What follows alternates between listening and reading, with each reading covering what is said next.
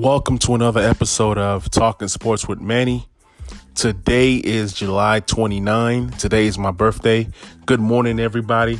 I appreciate all the support. We're going to have a great episode. Lots of topics to talk about, man. And let's get it.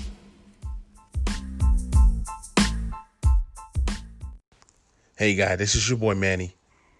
Ever wanted to make a podcast, but you never really knew how? Anchor is the key. It's free. There's creation tools that allow you to record your podcast right from your phone or computer. Anchor will distribute your podcast to places such as Spotify, Apple Podcasts, and many more. Also, you can make money from your podcast right away.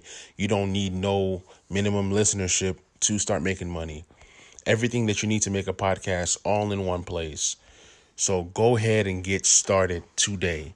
Download the Anchor app at the App Store or go to anchor.fm to get started.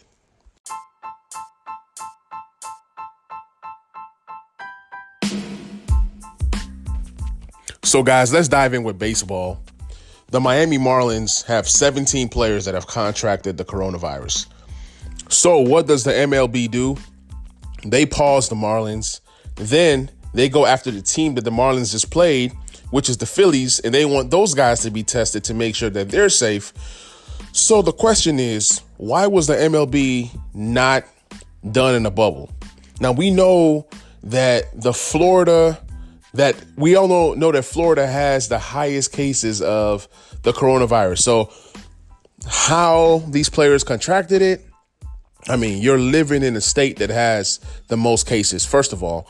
So maybe that the MLB should have just done something to where they can have all the teams in a certain region and stay away from the South regions where, this virus is just spreading like wildfire. So with 17 members being contracted, MLB has put a pause on the Marlins.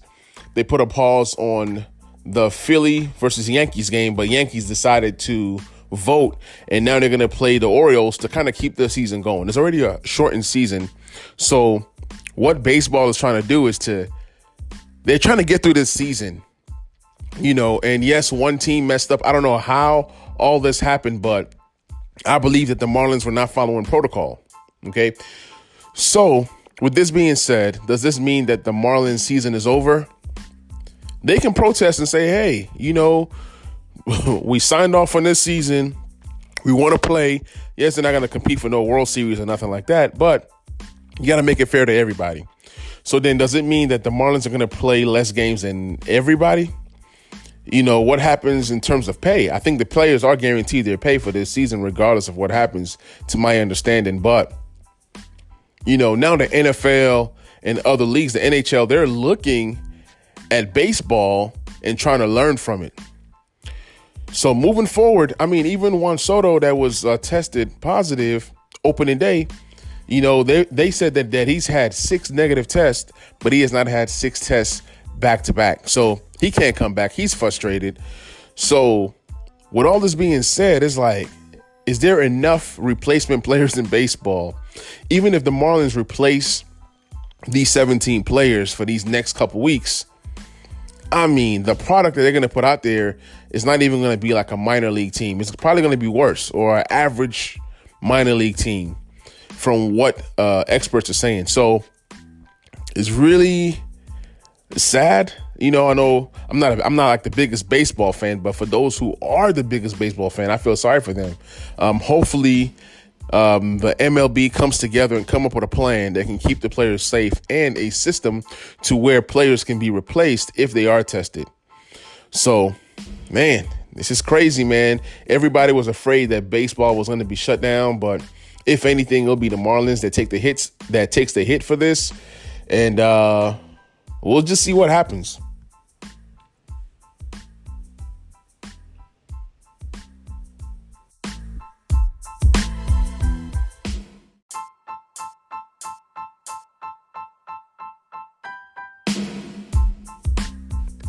Breaking news, fellas and gals out there. Joey Bosa has now become the highest paid defensive player in NFL. Myles Garrett held that title for the last 13 days, but the market is reshaping always and always and always. So Joey Bosa just got a $135 million contract for 5 years. On average, it's about $27 million a year. But, with the guarantees and everything, we'll kind of see how that kind of pans out. But I believe he has over $100 million guaranteed. And then that also includes a $78 million guaranteed at signing. So, man, Joey Bosa, congratulations on getting paid. Chargers get to keep their guy. I believe this was his 4th year, and he's going into his 5th year. So, he deserves it. When he's healthy, he's definitely one of the best defensive players in the NFL. But some people say or think that Joey Bosa is overrated. I think he's a very good player. I've looked at the numbers, and the numbers look good. The numbers could be better, but they're going to pay for the projection. Like, they project him to be even better than he's been the last 4 years. So with that being said, man, I saw tweets of JJ Watt being excited, tagging his brother TJ Watt, like, yo, you about to get paid soon. And then I saw a post about from Rap Sheet saying that the 49ers need to start saving now because they're going to be paying Joey Bosa soon. And I think that Joey Bosa has the potential to be better than his brother Joey Bosa. So we'll kind of see how that pans out. So if pass rushers are getting paid $27 million a year now, man, by the time that Chase Young gets his contract, it might be $40 million, but we never know because the cap is always going up. But it's kind of good to see the market reset. Also, speaking of the market being reset, if you look at who was the highest paid tight end, I believe it's Austin Hooper, and it's about 10 million plus. And then if you look at the highest paid corner, it's about 16 million plus. So with Jalen Ramsey coming up the next free agent year, 2021, as well as George Kittle, you would think that George Kittle is about to reset the market as a tight end. He's already saying that he plays like a wide receiver. He's already saying that he runs a lot of routes from the wide receiver. I guess you can say, like, he lines up as a receiver. He puts up wide receiver numbers, so he wants to get paid like a wide receiver. Now, whether he gets paid like a wide receiver, I don't know, but I do believe that he has a chance to make $15 million a year. I think that's fair.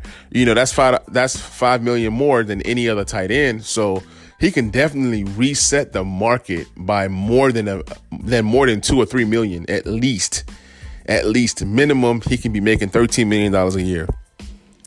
Now, as far as Jalen Ramsey, he is going to command the money. He's going to get paid. And I feel sorry for the Rams because they traded 2 first-round picks to get this guy. So that Jalen is going to be trying to get anywhere between $20 to $22 million a year. And if that happens, he has reset the whole cornerback market.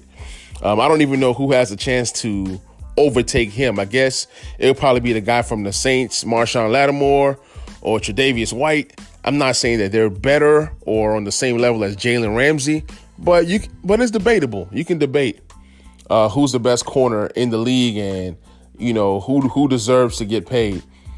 So Dalvin Cook reported to camp today, but at the same time, he still wants to get paid. He's reporting to camp because he understands the implications of not reporting to camp. So whether Dalvin Cook gets his deal this year, I don't know. But if the Vikings are smart, you get the deal done now than later, especially the way that the market is going up. You can give Dalvin Cook a competitive deal to where it's good money, but at the same time, it can be a bargain. You look at the deals that, what's his name? Khalil Mack and Aaron Donald did 2 years ago, okay, making $22 and $23 million a year. That's now a bargain because now you see guys getting paid. So it's all about timing when you do these contracts. Another guy Dak Prescott. Had they done the deal before, a couple years ago, they would have had a steal. But you wait, and now that the market is being reshaped, Dak is about to get paid. If Dallas don't pay him, somebody else will.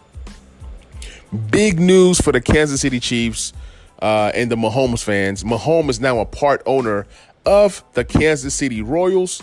Congratulations. I'm all for people being in ownership, people owning their own. And I mean, what better way to get paid and then invest your money? So shout out to Mahomes on being one of the youngest owners ever to own a baseball team. I don't know what the percentage of the team that he owns, but hey, to have even a little ownership is better than no ownership at all. So that's pretty good. The NFL had a lot of opt-outs today or yesterday, I'll say. They had guys like a Hightower and Chung from the Patriots opt out, and these are two high-level guys. These are two game changers. There were other guys like Packers, Devin Funchess. A lot of these guys are opting out because of, their health or their family's health. Marquise Goodwin, who just got traded from the 49ers to the Eagles, he opted out. And, there are guys out there that are upset that these players are opting out, but I'm all for people doing what's best for them and their family. I said this earlier today. For those who've listened to my other podcasts, my other episodes about the NBA and the social reform and whether people play, whether people don't play, my whole thing is every man has a decision to make that's going to benefit him and his family. So if a player says they don't want to play, for whatever the reason is, who are we to judge their decision? That's my whole point. So if a player does not want to play, obviously they're not going to get paid. Now I know that the NFL is giving out these little stipends here and there for high risk, median, and whatever. NFL is giving them something. The NFL doesn't really have to give these players anything, because in any regular job, right, if you don't work, you don't get paid. Now, some jobs do have benefits to where if it's health related, you get paid, leave, this, that. So in the NFL, they've come up with something to where they give these players some kind of money, so that way they're not without anything. I get it, and that's their decision. But even in any job, if you don't work, you don't get paid. So a lot of these guys that are opting out, some of them are getting money back. Some of them, the money that they're getting back is not a lot, but at least it's something. Okay, it's something. So I'm all for anybody who doesn't want to play because of social reform, anybody who doesn't want to play because of their health, their family's health, and they opt out. That's totally fine. No play, no pay. It's as simple as that. And I respect everybody's decision. Everybody has to do what's best for them. So that's that. So as players continue to opt out, it's good for young players who are trying to come into the league and make a name for themselves. It's really giving other players an opportunity to not just make the team, but to make a name for themselves. With the coronavirus, there's going to be a lot of guys who test positive as the season progresses. It's all going to be about who comes in and replaces these guys. For those who play fantasy football, depth, and some more depth. This is the year of having handcuffs left and right, because not only are you dealing with injuries, you're also dealing with the coronavirus. So the NFL, it's hard to play the NFL in a bubble. It's just hard. Maybe having the NFL games in 2, maybe 3 locations or 2, is just hard. Like, how can you really play all these games in 2 or 3 locations? So that's probably going to be out of the picture. But I believe that the NFL can work if they have replacement players. And I love this opt-out option because it's giving players that don't want to play the chance to not play. Nobody's being forced to do anything. Yes, to us it's entertainment, but to them, this is their job and their real life situations and decisions that they have to make. So we'll see what happens. there's going to be a lot of rookies who get a lot of minutes this year. So you're going to get to see players really break out. You're going to get to see some practice squad guys come in and really break out. And then it's like, should the NFL expand their rosters? I think they should. Why not expand the roster to 65, 70 players? That would be awesome. Yeah, you can't pay that many players because of how things are going, but guess what? There's some young guys who are willing to take less money to be on a team, to have an opportunity to make a name for themselves, to get that big contract. So it's going to be really interesting to see how that pans out, how that works out.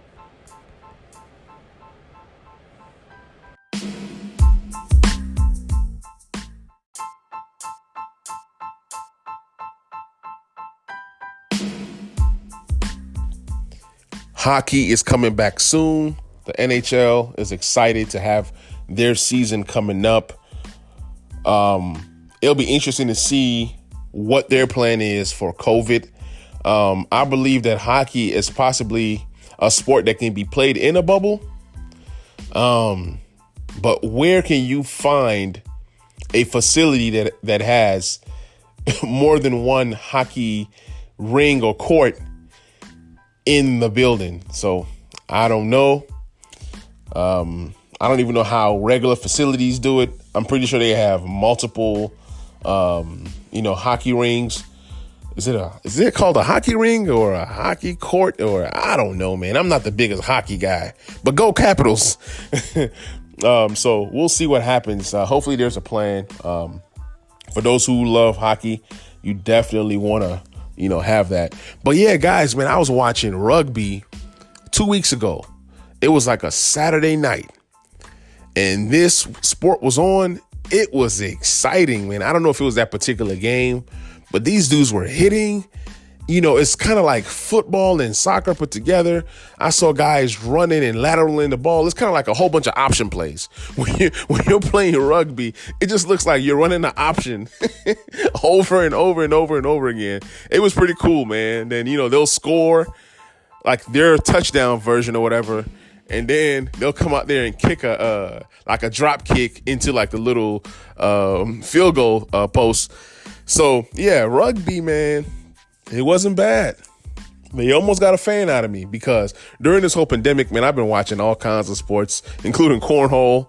I mean, it's been rough, man. Anything that's competitive, I think it's the competitive nature that I have that makes me love sports or watch any kind of sport. The WNBA is back. I actually do keep up with the WNBA. Keep up with the Sparks and the Mystics, and then there's a few players like Taurasi and Griner that I kind of keep up with. But yeah, man, hey, the Mystics look good. They're doing their thing.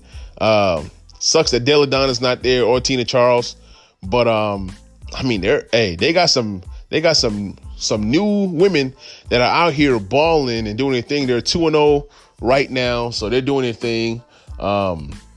So it's just good to just see live sports on TV. I love watching SportsCenter now and just seeing highlights from all the different sports that are going on, not just wrestling and, kickboxing and just boxing and stuff like that. So hopefully there are things in place for hockey. Hopefully there are things in place for baseball. So that way the season can progress. So we can kind of see how to deal with this, because COVID is going to be around for a little bit. I'm praying that COVID is gone soon, or that a vaccine is developed so that things can go back to normal. So we'll see what happens there. But now we're going to dive into the NBA. This was a great week for the NBA, even though that all these games that were happening were all scrimmages and everything. But it was exciting, man.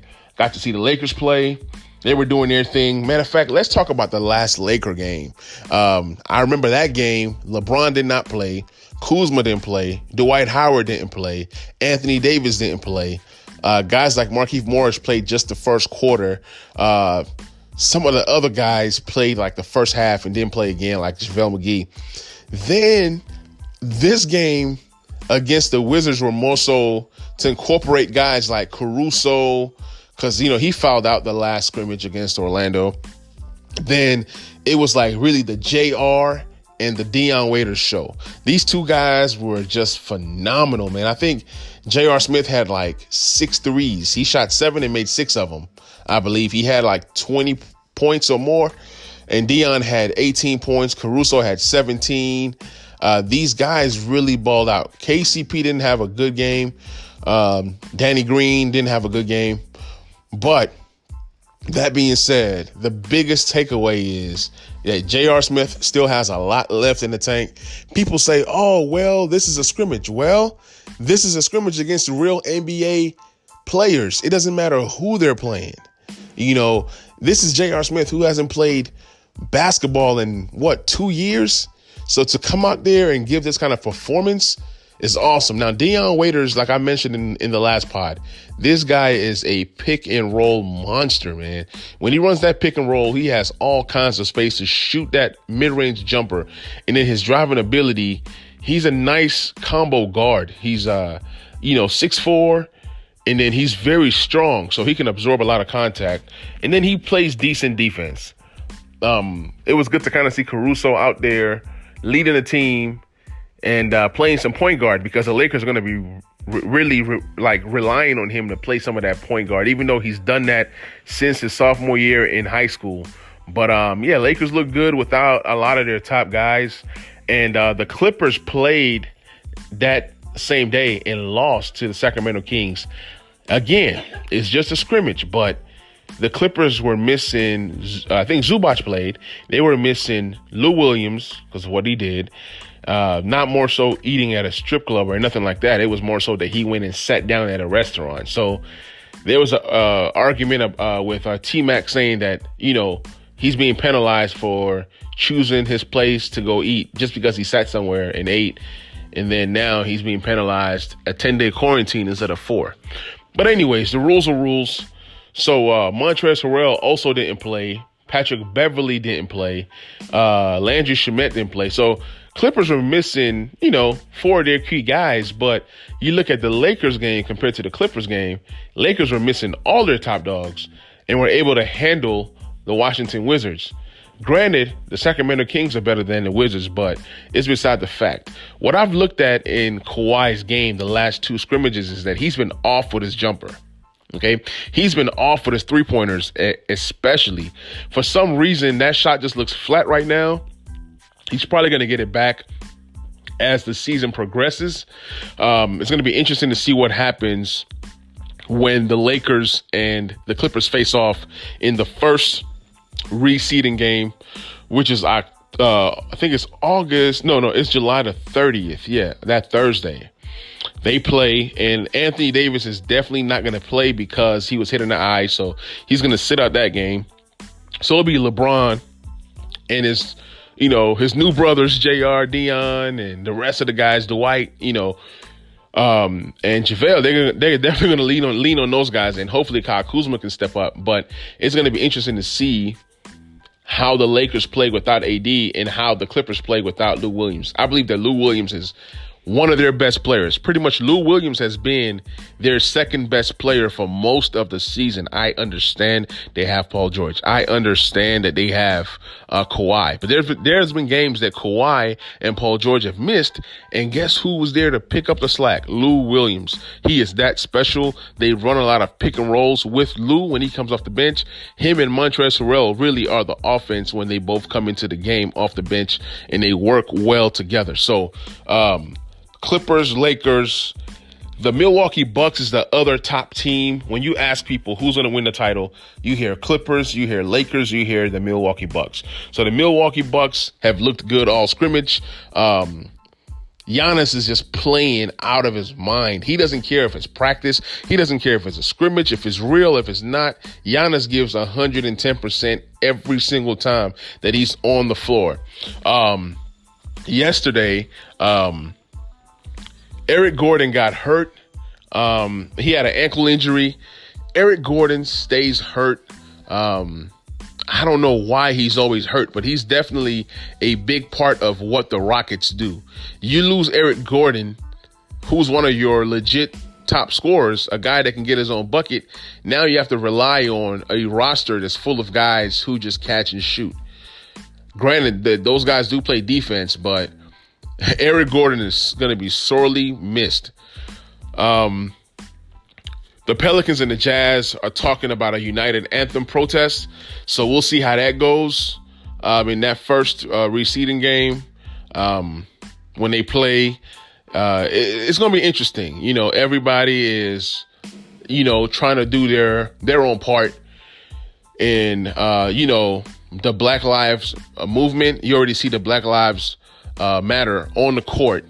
So that's great. And then players are allowed to put, you know, little messages on their shoes or on their jerseys and just whatever they want to do. The NBA is giving them free freedom to kind of express themselves. So more news on the Clippers. Montrezl Harrell is expected to miss the opener. So no Montrezl Harrell, no Lou Williams. It's going to be Paul George and Kawhi versus LeBron and the rest. I will give the Lakers the edge in that matchup. Like I said, Lou Williams and Montrezl Harrell is a big part of what the Clippers do. So we'll see. And especially with Kawhi's shot being off, yeah, we'll see what happens. I think Patrick Beverley should be there. So either way, it's going to be a good game, regardless of who's playing and who's not playing. It's going to be a good game. In other news, you guys heard about the Pippen and Jordan beef. You know, Pippen, they made Pippen look selfish in that Last Dance documentary. So, you know, Pippen is downplaying that, you know, that there's no beef between him and Jordan. But deep down, I think that Pippen was hurt, because if Pippen wasn't hurt, then why would he talk about it literally after the Last Dance was over with? You know, a lot of things that Pippen did was selfish, but Pippen was not a selfish player. You know, not going back into the game versus the Knicks, that was crazy. And then Kukoc comes in and wins that game with that last buzzer beater. That was nuts, you know. And then also that other instance where Pippen wanted to get his surgery when the season started instead of the summer, because he wanted the summer to himself. But anyways, so there's reports saying that Pippen that there's no beef between him and Jordan after that Last Dance. But yeah, Jordan made a lot of enemies, man, after that Last Dance documentary. It was very entertaining. If you have not seen it, you can catch it now on Netflix. It is pure gold, man. Pure gold. Good stuff. All right, now, so guys, let's get into some more topics, more so rumors or speculations, okay? So Bradley Beal is the number 2 leading scorer this year, okay? Of course, he elected not to go to Orlando to play. He said he had a shoulder injury. But to be honest, I think that it's because the Wizards are so bad that he feels like they have no chance, that he is not going to risk further injury. I think that he could have played. You know, that's just his decision, and I respect it. But I think that he could have played, you know. But he's like, yo, I've led, you know, I'm number 2 in scoring. I didn't make the All-Star team. You know, and I was having a conversation with one of my guys, DC, on Twitter, and he made a great point. Out of anger, I said that Bradley Beal needs to be first team all NBA. And I believe he needs to be first team all NBA. But DC brought some great points to me. He said, look, you know, you got Luka out there, you got James Harden. Those are the guards. Yes, Beal was not better than those two. Then he brought up his next 2 guards, which was Russell Westbrook and then Dame Lillard. I'm like, with the Dame Lillard thing, I'm like, Beal can definitely edge Lillard out. Yes, Lillard had more wins, and he had possibly, you know, they were like, Beal had 3 more points a game than Lillard. Lillard had, I think, 1 or 2 more assists than Beal. And then, the rebounds were about the same. So it just all comes down to wins and politics, really. But my whole argument is, Bradley Beal had Davis Bertans as his next best guy on his team, and a lot of rookies and a lot of G League guys. A lot of injuries too. Then you got Dame Lillard, who has CJ McCullough. I can just stop it there. Yes, Portland had injuries, but you look at the Portland roster and you look at the Beal roster. If you take Lillard and put him on the Wizards, does he win more games on the Wizards than what Beal was able to do? If you take Beal and put Beal on the Trailblazers, does Beal win more games with that roster? So those are things to consider. Then as me and DC continue to talk, he was like, well, there's a possibility that Beal does not even make a third team All-NBA, which would be a travesty, man. How can the second leading scorer in the NBA not be a All-NBA player? I mean, it's nuts, man. They messed up not letting Beal get the All-Star nod. So this is the chance for the NBA to fix it and give him a All-NBA. I'll settle for a All-NBA third team, but he really deserves to be at least a second team, at least minimum. Breakout season, great season, and who knows, he might have been able to. What if Beal gets the Wizards to the playoffs without COVID, coming in and taking over? If he does that, you can make an argument for, first team All-NBA. And I think that's where I had that thing in my head that Beal was just carrying his team on his back and beating some pretty good teams. When he faced off against James Harden, who's first team All-NBA, he held his own. Beal had 50. Beal almost had 50. Beal had like back-to-back 50-point games. I can go on and on and on about all the great performances that Beal has had this season. But for Beal not to make the NBA All-Star team, that's just trash. That's trash. NBA got that wrong. I don't care. Trae Young makes the All-Star team, but then Beal doesn't. And then now there's a possibility that Beal is not a All-NBA player. I mean, that's nuts, man. That's nuts. Next topic, man. I was talking to one of my guys, Kareem, on Twitter, and he brought up a great point.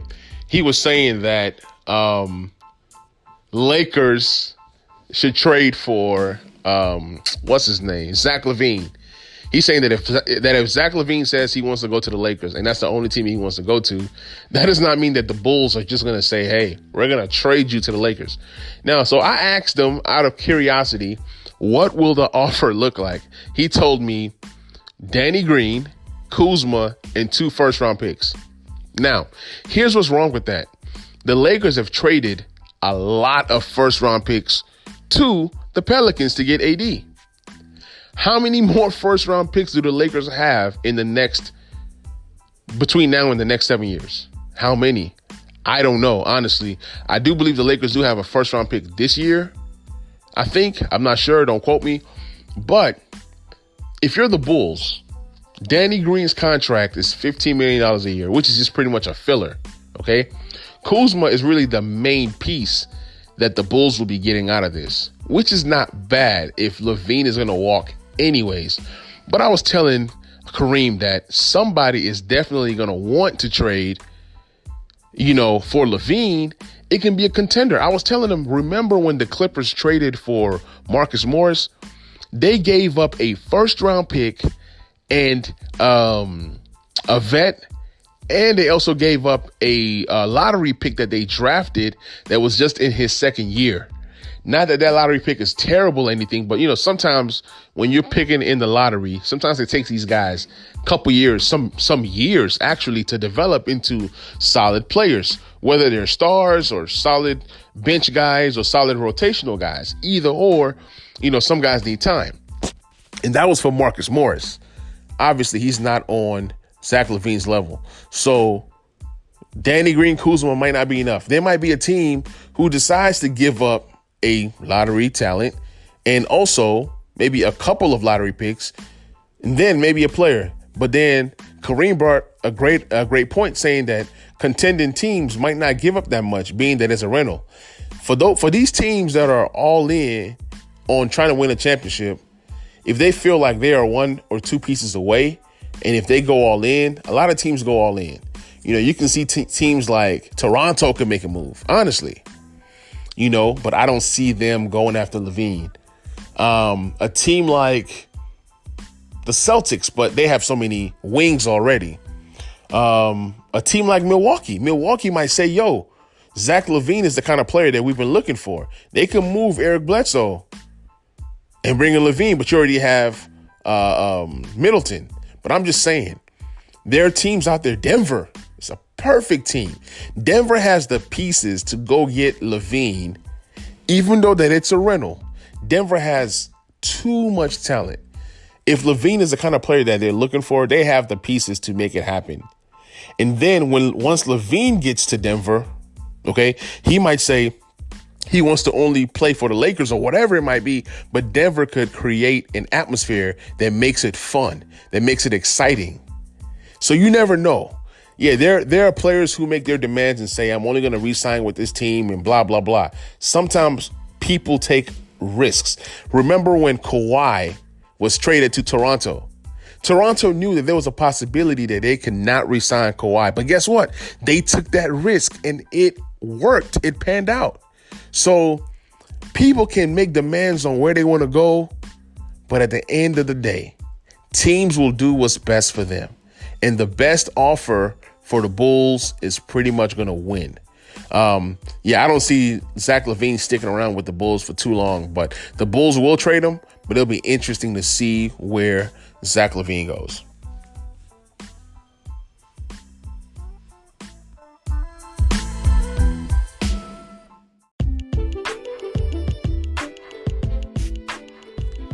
All right, guys, it is a wrap for this episode. Thank you so much for listening.